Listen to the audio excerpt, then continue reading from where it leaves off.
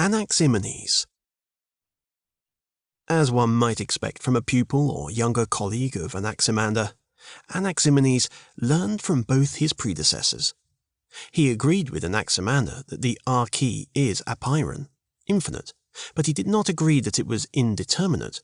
Rather, he agreed with Thales in thinking that it was material, but he identified a different material candidate, with what he took to be greater metamorphic capacities than water, and therefore better able to be the source of the variety of things in the world.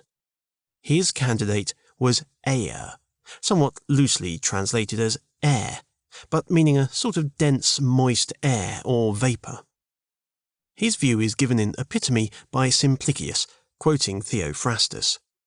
Anaximenes, like Anaximander, declares that the underlying nature is one and unlimited, but not indeterminate, as Anaximander held, but definite, saying that it is air. It differs in rarity and density according to the substances it becomes. Becoming finer, it turns to fire. When condensed, it comes to be wind, then cloud, and when further condensed it becomes water, then earth, then stones, and the rest come to be from these. He makes motion eternal, and says that change also comes to be through the eternal motion of the air. Note that this last point provides a basis for motion and change without the need to suppose that things have little souls in them. Anaximenes held that the earth is flat and sits on the air like a lid. Thus did Aristotle describe his view. His theory allowed him to say that cloud is thickened, moist air, that when it is squeezed, rain falls from it, which becomes hail when the water freezes, or snow when there is an admixture of wind in the moisture. Earthquakes occur when the earth is either too dry or too wet, for when too dry it cracks, when too wet it falls apart. The sun, moon and stars are air refined into fire. They too are flat and ride upon the air. The stars are too distant for us to feel their heat. The sun does not circle underneath the earth to reappear at dawn, but instead rides round the circumference of the flat earth rather as one can make one's hat revolve on one's head. It is hidden from us by distance and mountains as it makes its passage back to the starting point, which is why the night is dark.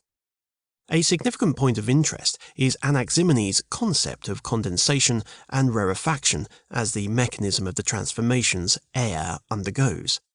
Thales had not offered a suggestion about how his arche could change from liquid to solid and gas, but Anaximenes does. Moreover, Anaximenes regarded heat and cold as properties of air, not as substances in their own right.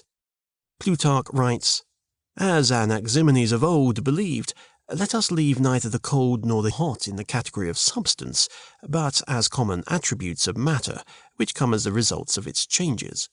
For he declares that the contracted state of matter and the condensed state is cold, whereas what is fine and loose, calling it this way with this very word, is hot.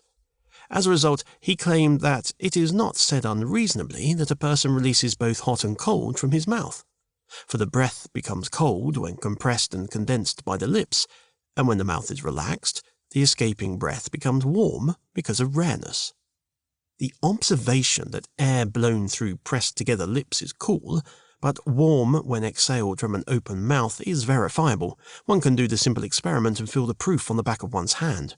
This shows that Anaximenes' views were attempts to make sense of observation, and, this is the significant point, doing so in a systematic, inclusive theory that brought all phenomena together into a single explanatory framework constrained by those observable facts.